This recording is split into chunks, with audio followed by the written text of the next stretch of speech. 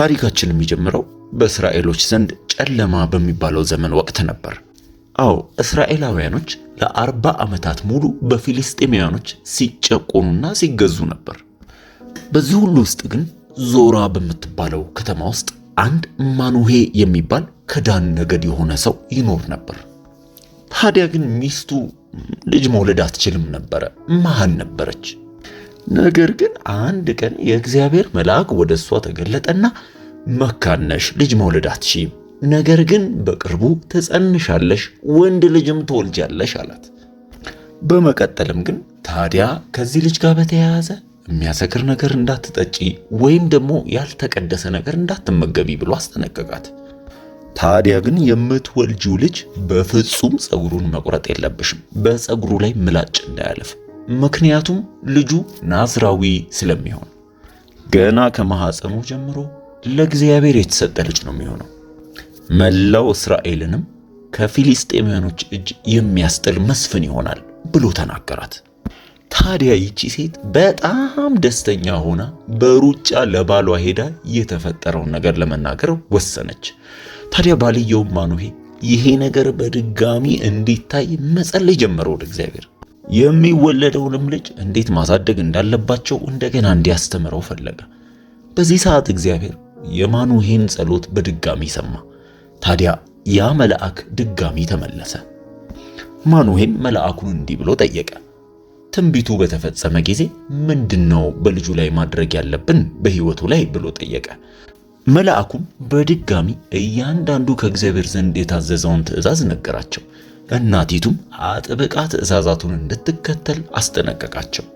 ከጥቂት ጊዜያቶችም በኋላ ልክ እንደተነገረው ማኑሄና ባለቤቱ ሕፃን ልጅን ወለዱ። ስሙንም ሳምሶን ብለው ጠሩት። ታዲያ ይህ ልጅ ባደገ ጊዜ እግዚአብሔር ባረከው። በዞራ ውስጥ በኤሽታኦል ሸለቆ ውስጥ በነበረበት ጊዜ የእግዚአብሔር መንፈስ መጥቶ ሳምሶንን ያነቃቃው ጀመር። ታዲያ አንድ ጊዜ ወደ ተምና ከተማ በወረደ ጊዜ አንድን ፊሊስጤማዊት ቆንጆ ሴት ይመለከታል። ወዲያውኑም ወደ ቤተሰቦቹ ይመለስና ጉዳዩን ነገራቸው። በተምና አንዲት ሴት አግኝቻለሁ፣ እሷን ልክ እንደ ሚስት አድርጋችሁ ዳሩልኝ ብሎ ለቤተሰቦቹ ይናገራል። ቤተሰቦቹ ግን በዚህ ደስተኛ አልሆኑ። እንዴት ፊሊስጤማዊ ሴት ወዶ ይመጣል ብለው አዘኑ።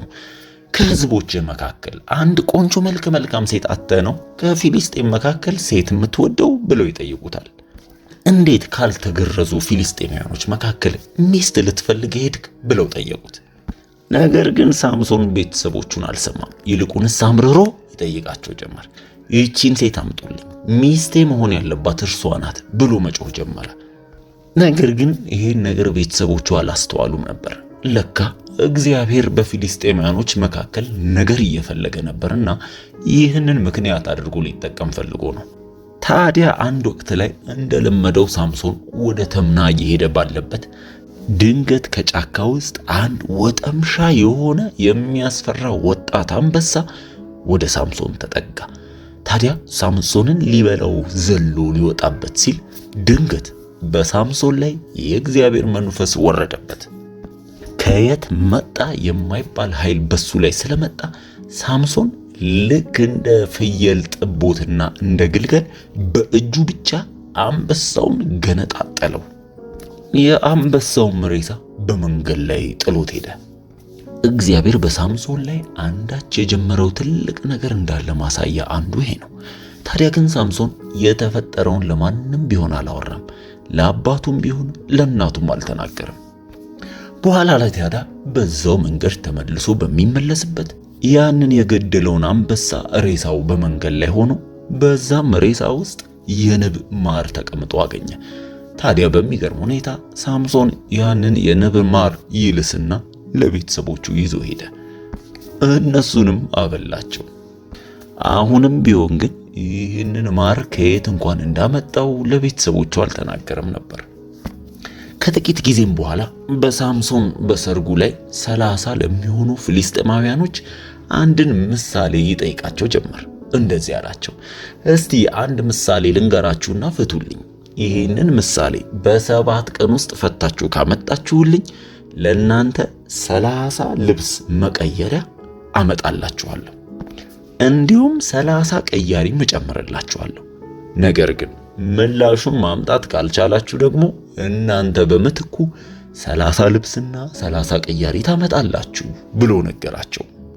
እነርሱም በደስታ እሺ እስቲ ምሳሌውን ንገረን ብለው ጠየቁት። እርሱም እንዲህ ብሎ ነገራቸው። ከገዳዩ ውስጥ ጣፋጭ ነገር ወጣ ብሎ ጠየቃቸው። ታዲያ ለ3 ቀናት ሙሉ ይህንን ምሳሌ ለመፍታት ይጨነቁ ነበር።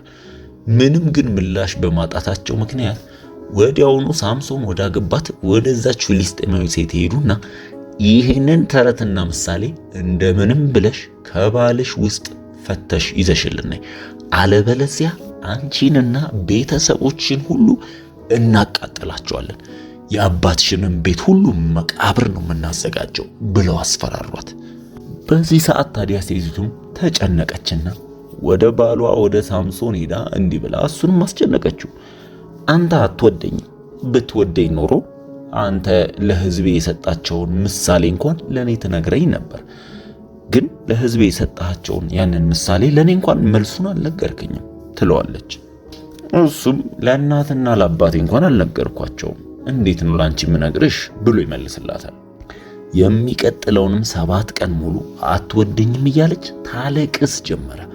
ታዲያ በሰባተኛው ቀን ግን እጅግ በጣም ስላለቀሰችና ስለጨቀጨቀችው የተረቱን ፍቺ ይነግራታል። ታዲያ በዚህ ሰዓት እሷም ቀስ ብላ ሄዳ ለነዛ ለፊልስጤማውያኖች ምላሹን ፍቺውን ነገረቻቸው። ቀኑ በደረሰም ጊዜ እነዛ ፊልስጤማውያኖች ወደ ሳምሶን መጥተው ምላሹን እንዳገኙት ነገሩት። እንዲህ ብለው በምሳሌ መለሱለት። ከአንበሳ የጠነከረ ከማር የጣፈጠ ምን አለ አሉት። በዚህ ሰዓት ሳምሶን በጣም ደነገጠ።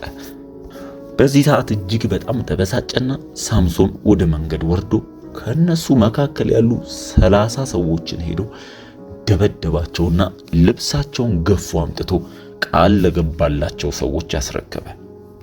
በሱ ላይ የእግዚአብሔር መንፈስ በኃይል ወርዶበት ነበርና ነው። ሳምሶንም ወደ ቤተሰቦቹ ቤት ደርሶ በተመለሰ ጊዜ የዛች ሴት የፍልስጤማውያ አባት የሳምሶንን ሚስት ለአንድ ለሌላ ከሳምሶን ጋር ይሆን ለነበረ ሰው አሳልፎ ሰጥቷት ነበር። ማለትም ሌላ ወንድ አግብቷት ነበረ። ታዲያ ሳምሶን ጊዜውን ጠብቆ ሚስቱን ለማግኘት ወደዛ በሄደ ጊዜ የልጅቷ አባት በሩን ከፈተለትና በጣም አዝናለሁ፣ ልጄን እንደማትወዳት ስለተሰማኝ ለሌላ ወንድ ሰጥቻታለሁ፣ ከፈለክ ተዋለች፣ የሷ እህት የበለጠ ቆንጂዬ ናት፣ እሷን ማግባት ትችላለህ አለው። በዚህ ሰዓት ሳምሶን እጅግ በጣም ተበሳጨ። በዚህ ሰዓት አልምራችሁም፣ አሁንስ በዛ፣ እነዚህን ፍልስጤማውያኖች እጎዳቸዋለሁ ብሎ ማለ። በዚህ ሰዓት ታዲያ ሳምሶን አንድ ነገር አደረገ። ወደ ዱር ሄደና 300 ቀበሮዎችን ፈልጎ ያዘ። እያንዳንዱንም እርስ በርስ በጭራቸው አንድ ላይ አድርጎ አሰራቸውና በፊልስጤማውያን እርሻ ላይ እሳት ለኩሶ ቀበሮዎቹን ለቀቃቸው። በዚህ ጊዜ መላው የፊልስጤም እርሻ ተቃጠለ። በዚህ ሰዓት መላው የፊልስጤም እርሻና አካባቢያቸው ሁሉ በእሳት ጋየ። እነርሱም ለነፍሳቸው እየሰጉ በጩኸት አካባቢውን አጥለቀለቁት። እርሱም ምንም ሳያስቀር የቀራቸውን ነገር ሁሉ አቃጠለባቸው። ፊልስጤማውያኖቹም ይህንን ነገር ማን እንዳደረገ በደረሱበት ጊዜ ሳምሶን አስቀድሞ በነበረችው ሚስቱ አማካኝነት ለሌላ ስለተሰጠች በዛ ተናዶ እንደዛ እንዳደረገ ስላወቁ የዛችን ቤት በሙሉ ከነቤተሰቦቿ አቃጠሉ። በዚህ ሰዓት ሳምሶን ግን ይህንን በሰማ ጊዜ ይበልጡኑ ተናደደ። ፊልስጤማውያኑንም ለመበቀል እንደገና ተነሳ። ወደ እነርሱም ሄዶ አብዛኛዎቹን ገደላቸው፣ ወደቀባቸው፣ መታቸው። ብዙ የፍልስጤም ጭፍራም በአንድ ላይ በመሆን ወደ ይሁዳ አገር መጡ። ታዲያ በይሁዳ አገር ይኖሩ የነበሩ ነዋሪዎች በድንጋጤ ለምን ወደኛ ልታጠቁን መጣችሁ ብለው ጠየቋቸው። እነርሱም ሳምሶን ያደረገባቸውን ነገር ከነገሯቸው በኋላ አሁንም እርሱም ብቻ እንደሚፈልጉት እንደሚበቀሉት ነገሯቸው። በዚህ ሰዓት 3000 የሚሆኑ የይሁዳ ሰዎች ወደ ሳምሶን ጋር ወረዱና ነገሩን ነገሩት። ለምንድን ነው ፊልስጤማውያን በእኛ ላይ እንደሚገዙ ታውቃለህ? እንዴት እንዲህ አይነት ነገር አደረክብን? አሉት።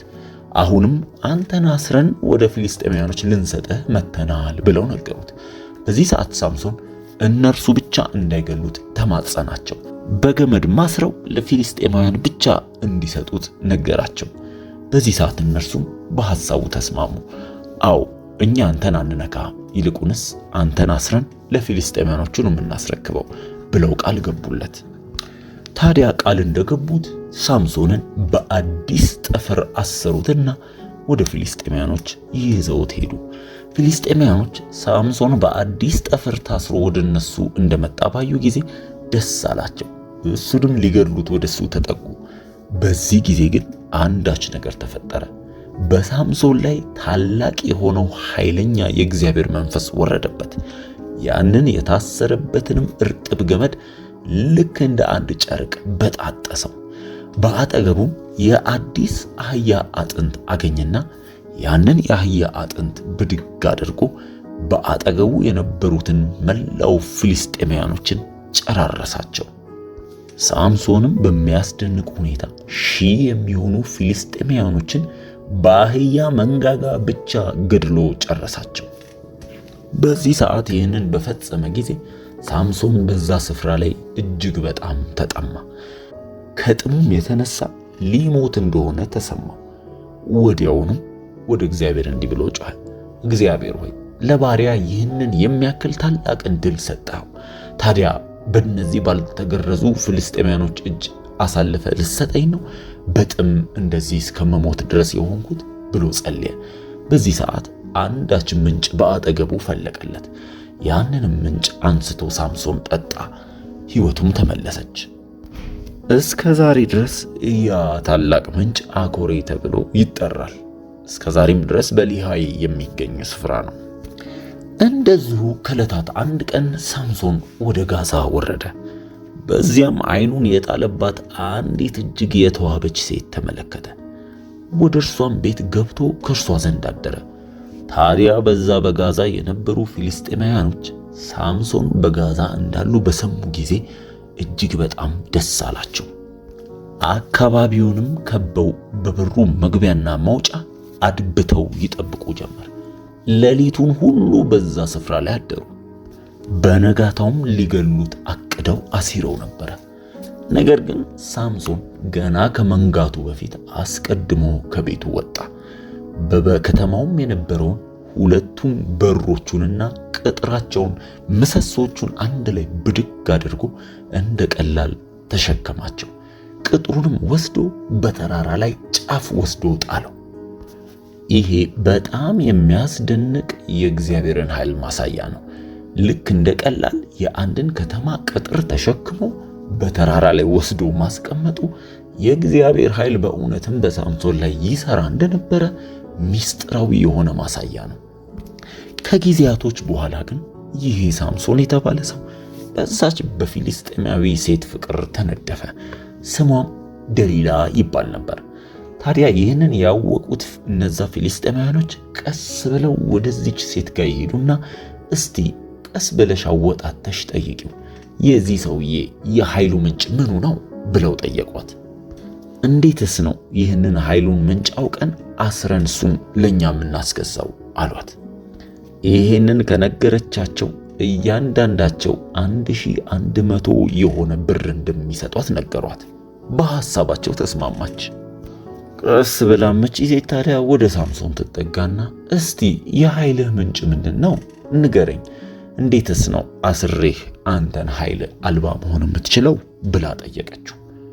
ሳምሶንም በ7 አዳዲስ እርጥብ ጠፍር ከታሰርኩኝ እንደ ማንኛውም ሰው ደካማ ሆናለሁ ብሎ ነገራት። ታዲያ ይህንንም የነገረቻቸው ፊልስጤማውያን አዳዲስ የሆኑ 7 እርጥብ ጠፍሮች አመጡላትና ሳምሶንን ጥፍር አድርጋ በተኛበት አሰረችው። በኋላ ላይም በክፍሉ ውስጥ አንድ ፊልስጤማዊ ተደብቆ አስቀመጠችና በድንገት ሳምሶንን እንዲህ ብላ ልትፈትነው ሞከረች። ሳምሶን ሳምሶን፣ ፊልስጤማውያን መጡብህ አለችው። ታዲያ በዚህ ጊዜ ሳምሶን ድንገት ብድግ ይልና እነዛን የታሰሩበትን ጠፍሮች ልክ እንደ አንድ ብጣሽ ጨርቅ ቁርጥርጥ አድርጎ ከላዩ ላይ አነሳቸው። በዚህ ሰዓት ታዲያ ደሊላ ተቆጣች። ለምንድነው የዋሸኸኝ? በአዲስ እርጥብ ገመድ ከታሰርኩኝ እንደ ማንኛውም ሰው ሆናለሁ ብለህ ነበር። አሁንስ የደበከኝ ሚስጥር አለ ማለት ነው። ሳምሶን ምን አይነት ቦታ ላይ ነው ኃይልህ ያለው? ይህንን ካልነገርከኝ አኮርፋለሁ አለችው። በኋላ ላይ ሳምሶን ደግሞ እንደገና እንዲህ ብሎ መለሰላት። የፀጉሬን 7 ጉንጉኖች አንድ ላይ አስረሽ በአንድ ሚስማር ካጣበቅሽው ያን ጊዜ እንደማንም ሰው ደካማ ነኝ ብሎ መለሰላት። ታዲያ ሳምሶን በተኛበት ጊዜ 7ቱን ጉንጉኖች አንድ ላይ አስራ እንደተናገራት በሚስማር አጣበቀችው። ታዲያ አሁንም ልትፈትነው ፈልጋ ሳምሶን ፊልስጤማውያኖች መጡብህ ብላ በሌሊት ቀሰቀሰችው። እርሱም እንደ ቀልድ እንደተለመደው እነዛን የታሰረበትን ሚስማር በጣጥሶ አነሳ። በዚህ ሰዓት ደሊላ እንደገና ተበሳጨችና ተቆጣች። ብድግም ብላ እንዴት ነው እወድሻለሁ የምትለኝ? ለምንድን ነው የምትዋሸኝ? ለምንድን ነው የኃይልህን ሚስጥር የማትነግረኝ? ብላ ትነዘንዘው ጀመር። ይሄ 3ኛ ጊዜ ነው ስትዋሸኝ፣ ሚስጥርህን አልነገርከኝም፣ አትወደኝም ማለት ነው ብላ ጮኸችበት። ሳምሶን በዚህ ሰዓት የደሊላ ንዝንዝ እጅግ ያታከተው ይመስላል። እስኪ ደክመው ድረስ ዕለት በዕለት በጉዳዩ ትነዘነዘው ጀመር። በዚህ ሰዓት ግን ሳምሶን ሙሉ ታሪኩን ነገራት፣ አንድም ሳያስቀር። እኔ ከልጅነቴ ጀምሮ ምላጭ ፀጉሬን ነክቶት አያውቅም፣ ምክንያቱም ናዝራዊ ነኝ። ነገር ግን ፀጉሬ ከላይ ላይ ከተነሳ በፍጹም ጉልበትና ኃይል አይኖረኝም፣ ባዶ ሆናለሁ ብሎ በውስጡ የተቀመጠውን ያንን ታላቅ ኃይል ለደሊላ ምንም ሳያስቀር ነገራት። በዚህ ሰዓት ደሊላ ሳምሶን ምንም ሳያስቀር ሙሉ ሚስጥሩን እንደነገራት ባወቀች ጊዜ ቀስ ብላ መልእክተኞችን ወደ ፊልስጤማውያኖቹ ላከች። እንዲህ አለች፣ በዚህ ጊዜ ሙሉ ሚስጥሩን ነግሮኛል። ስለዚህ የተባባልነውን ዋጋ አዘጋጅታችሁ ወደ እኔ ነው፣ እኔም ሚስጥሩን ነግራችኋለሁ አለቻቸው። እነሱም እንደተባባሉት ቃል የገቡላትን 1100 ብር ይዘው ወደሷ መጡ። በሌሊትም ሳምሶን በተኛበት አንድን ጎበዝ ጠርታ ከላዩ ላይ ያለውን ፀጉር እንዲላጭ አደረገ። ከዚህ በኋላ ድንገት ፊልስጤማውያኖች ሳምሶንን ሊይዙት መጡ። ደሊላም ሳምሶን ፊልስጤማውያኖች ሊይዙ መጡብህ ብላ ተናገረችው። በዚህ ጊዜ ሳምሶን እንደ ሌላው ቀን ብድግ ብዬ እነዚህን ፊልስጤማውያኖች በእጆቼ ብቻ እቆራረጣቸዋለሁ ብሎ አስቦ ነበር። ነገር ግን ያንን ለማድረግ በሞከረ ጊዜ አልቻለም።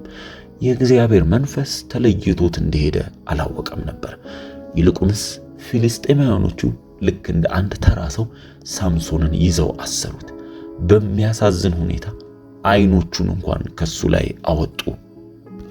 ወደ ጋዛም ወሰዱትና በእስር ቤት አስረው አስቀመጡት። ታዲያ ግን የሳምሶን ፀጉር ቀስ እያለ ማደጉን ግን ጀምሮ ነበር።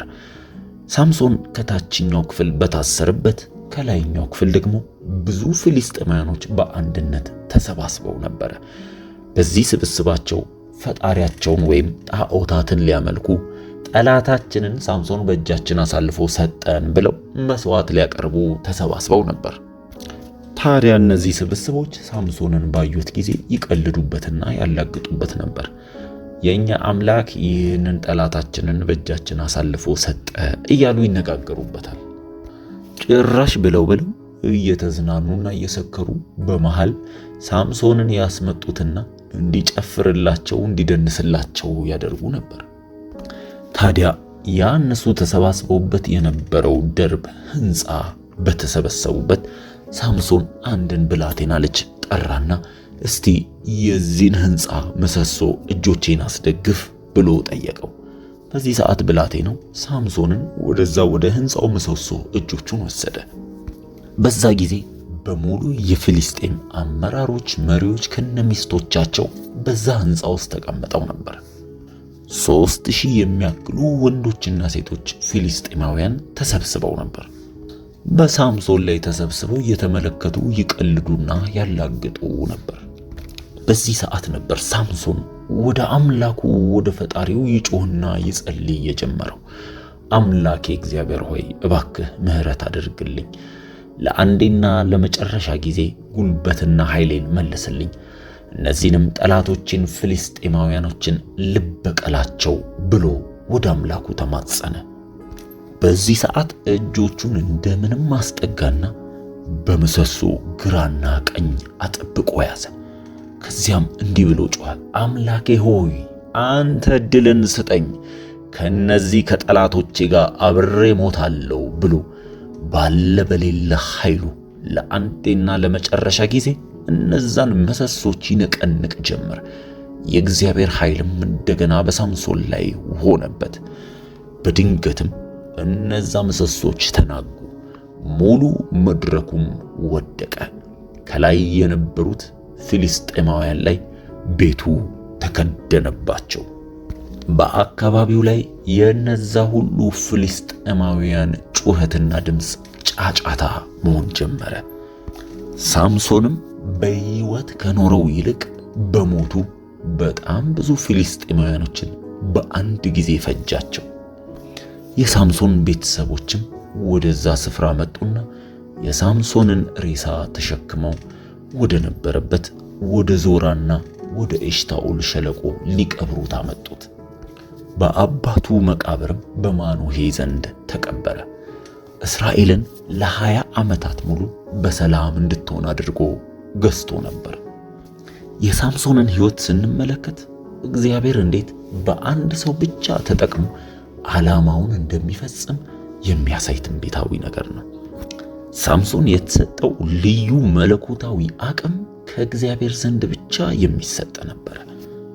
እግዚአብሔርም ቃል እንደገባው መሰረት በሳምሶን ተጠቅሞ እስራኤላውያንን ነፃ አውጥቷል። በሱ ሕይወት ውስጥ ግን ብዙ ነገርም እንማራለን። እንዴት ፈተናን ማለፍ እንዳለብንና በእግዚአብሔር ላይ ብቻ መደገፍ እንዳለብን። በእርግጥ ደግሞ እግዚአብሔር የእንደገና አምላክ መሆኑንም የምናይበት ታሪክ ነው። እርግጠኛ ነኝ ይህ ታሪክ ለእናንተም ይህን ለሚመለከቱትም እንደሚጠቅም ስለምናምን ለብዙ ሰዎች እንዲደርስና እንድንማርበት አጋሩ። ከመጽሐፍ ቅዱስ የሚወሰዱ ሌሎች ታሪኮችንም በተመሳሳይ መልኩ በዚሁ ቻናል ላይ የተረጎምን እናመጣላችኋለን። ከተመቻችሁ ይህ ቻናል ሰብስክራይብ በማድረግና ላይክ በማድረግ አብራችሁን ቀጥሉ። መልካም ጊዜ።